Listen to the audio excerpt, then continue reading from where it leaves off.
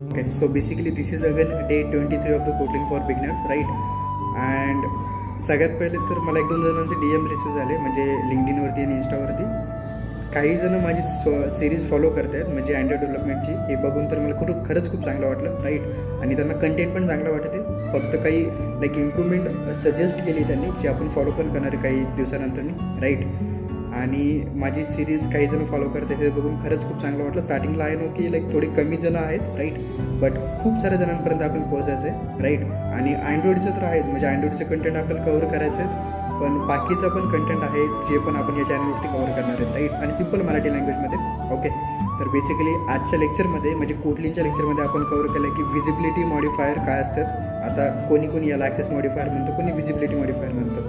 तर या टॉपिकच्या रिगार्डिंग आपण डिटेलमध्ये व्हिडिओ पण अपलोड केला आहे, राईट? ज्यामध्ये एक एक्झाम्पल घेतलं आहे, तुम्हाला 100% क्लिअर होऊन जाईल की व्हिजिबिलिटी मॉडिफायर कसं वर्क करतं, किंवा व्हिजिबिलिटी मॉडिफायर कोणकोणते आहेत, त्याचे टाईप्स काय आहेत, ह्या सगळ्या गोष्टी तुम्हाला क्लिअर होऊन जातील. ओके, सो भेटू नेक्स्ट व्हिडिओमध्ये. तोपर्यंत नेक्स्ट अपडेटसाठी फॉलो करून घ्या. Thank you, bye bye.